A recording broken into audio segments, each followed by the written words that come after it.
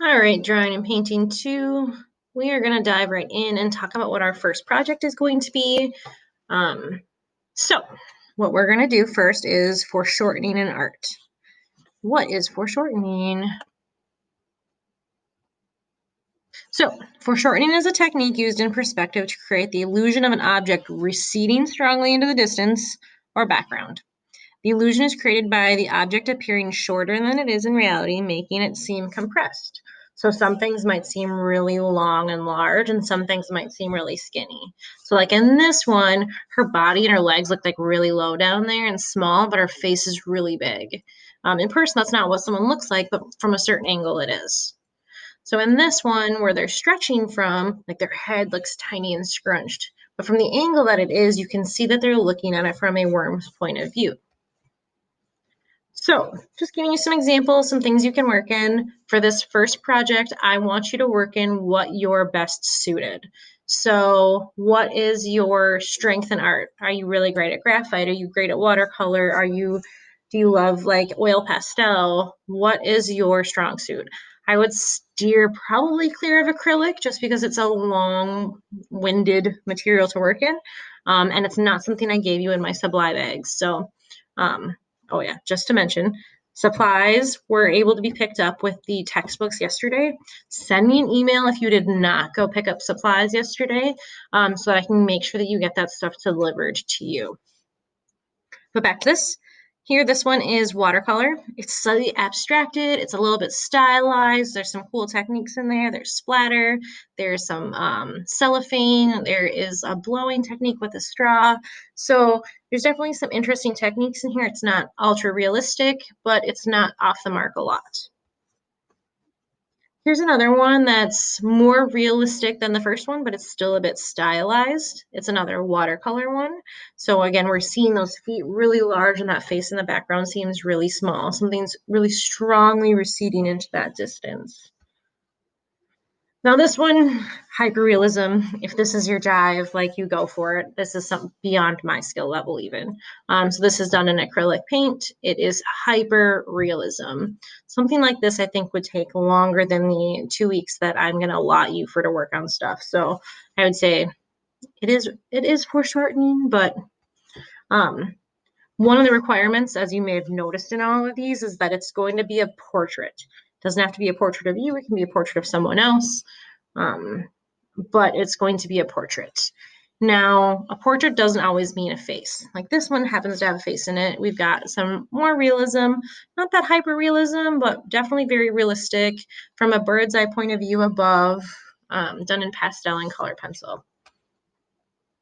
So here we got some other color pencil images, like the bottom right. It's still realistic, but it's a little bit cartoonized, a little bit stylized, done in color pencil. And then on the left side, we have another color pencil one that's done in hyperrealism. So, you know, find your happy place when you're working in this stuff. Here's a great one done with graphite and charcoal on toned paper. So I did give you a couple sheets in your packets of tonal gray paper, which is a great one to work on when you're working in graphite or pastel to give you a wider variety of values. So here they also have like some white charcoal involved in it. I did give you some white charcoal in there too for highlighting. So here's another great example. Here's one that is graphite and charcoal on tonal paper with mixed media, so a little bit of color pencil along with it. It almost looks like watercolor pencil as well. And this is done on a textured tonal paper as well, kind of like a charcoal style paper. Now, if you are more on that cartoon-esque side of your work, like you work in manga or anime, like I said, do you. So make sure that for this first project, you're suiting this to your best interests. Find the style that you work in best and the medium that you work in best, and that's what we're going to work in. We're really going to concentrate on the idea of foreshortening and how to enlarge something. So here again, her hand is coming forward. So the rest of her body is receding into the distance. So this has to be a portrait. It does not have to have a face in the image. Some of those don't have faces. I'm going to show you some more examples too, but it must be a portrait.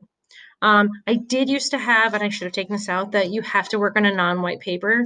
When we were in school, I had so many more different. It's like 1 in the morning I'm recording this, so my words are great. I had different options then, but you could work on the tonal paper I gave you. You could work on construction paper. You can work on white paper. You could work on newsprint for all I care, as long as you're doing something that works best for you. Use whatever medium you have, so what supplies you have. I did give you a huge variety of supplies in the grab bag that I sent for you to be picked up. So you've got charcoal, you've got graphite, you've got colored pencils, you've got oil pastels, chalk pastels, you've got watercolors, you've got Sharpies. So everything pretty much but acrylic paint. So use what works best. And if you want to use acrylic paint, you have it, go for it.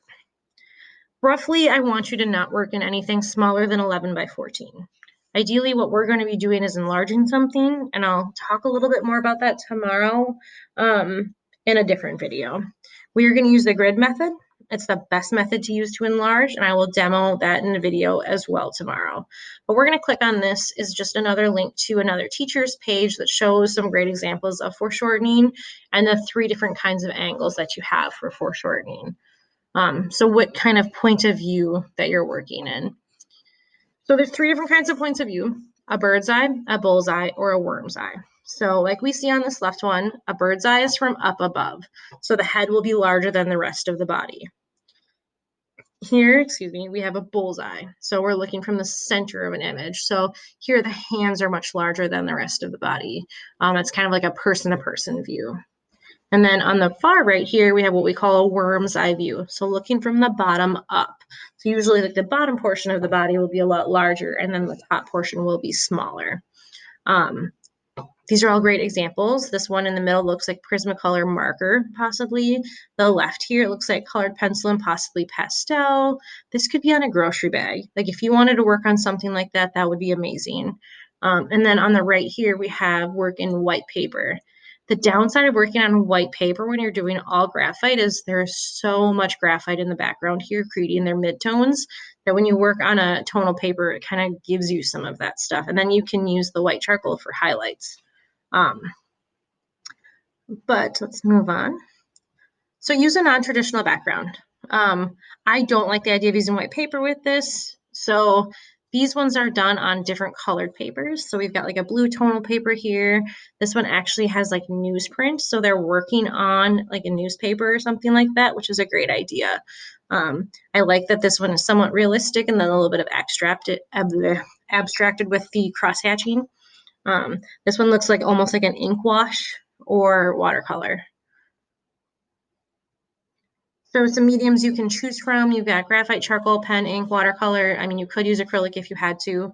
But again, you don't have to like have a really strong face issue. Like the one on the right here is very abstracted, but you can see the definite foreshortening there. I love how the one in the middle is very line drawing. And then at the focal point where the face is, it's more finished.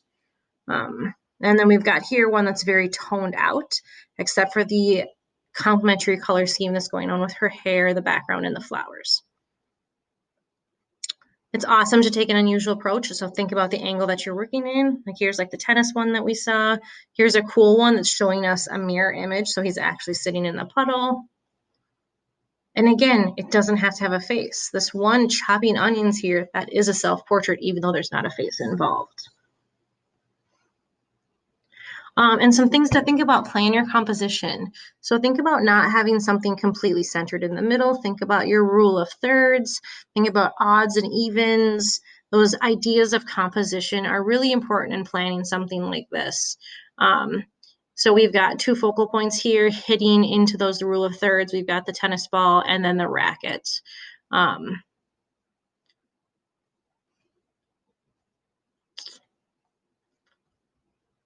I think it is best to work from your own photo reference for this one, just because of the technology that we have involved. Usually I'd have students take a photo and use that photo and I would print it off and we would grid it.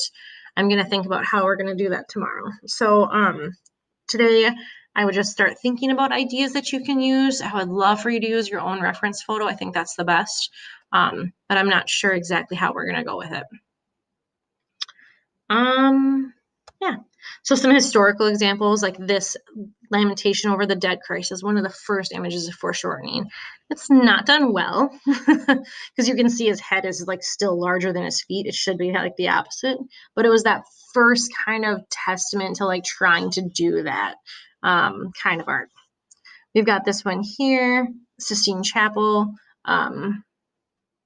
Again, trying to get that foreshortening so you can see that strong receding into the distance and that guy flying forward. So I will post this slideshow and the video so you guys can look over this. The only assignment I'm giving you today is just starting to thinking about, my brain is broken. Start to think about the process that you want to go with. So are you going to try and take your own photo? Or are you going to try and search for photos? Have you gridded before? Is that something you're comfortable with? Will you have questions about it? But I will post another video and assignment or something tomorrow. Again, if you have not picked up a pack of supplies, please let me know so that I can get that sent out to you as soon as possible. Otherwise, let me know if you have any issues or problems.